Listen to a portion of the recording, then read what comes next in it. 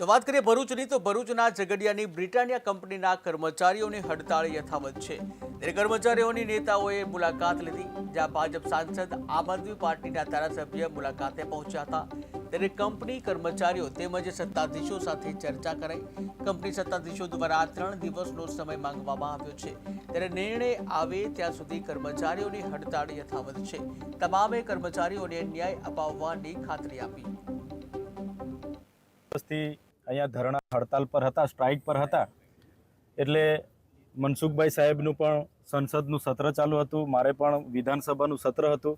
અવારનવાર અહીંથી કામદારોના ફોન આવતા હતા કે અમને તમારી મદદની જરૂર છે, ત્યારે આજે અમે આવ્યા છે અને આવીને જે તમારી માંગણીઓ છે, એક તો તમારે સેલરીના બેઝિક ભાવ વધારાની માંગ એક છે અને એક જે મેડિક્લેમ્પમાં જે 2 લાખ રૂપિયા છે એને 5 લાખ રૂપિયા કરવાની વાત છે. તે તમારો અધિકાર છે અને અધિકાર મળવો જોઈએ, કેમ કે અમે આવ્યા ને જોયું તો આમાંથી ઘણા 1-2 જણે મને કીધું કે હું 13 વર્ષથી અહીંયા નોકરી કરું છું, આજે પણ મારો પગાર 10,800 રૂપિયા છે.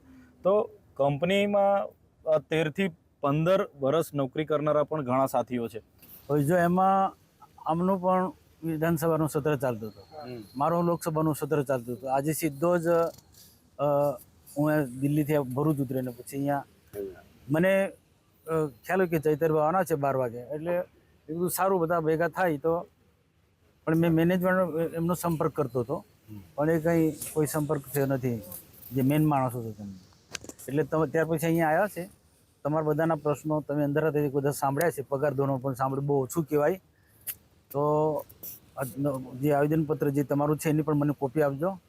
સરકારના નિયમ મુજબ ધોરણ મુજબ જે પણ સરકારે જે નિયમો નક્કી કર્યા છે કામદારો બાબતના, એમાં બિલકુલ તમારી સાથે અમે સાથે રહીશું. કંપની રજૂઆત ના કરે એટલે સાંભળે નહીં તો લેબર જે કમિશનર આવે છે, લેબર કમિશનર જે બરોડા બેસી છે એની રજૂઆત કરીશું.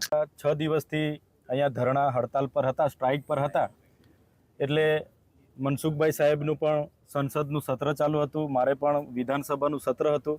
અવારનવાર અહીંથી કામદારોના ફોન આવતા હતા કે અમને તમારી મદદની જરૂર છે, ત્યારે આજે અમે આવ્યા છે અને આવીને જે તમારી માંગણી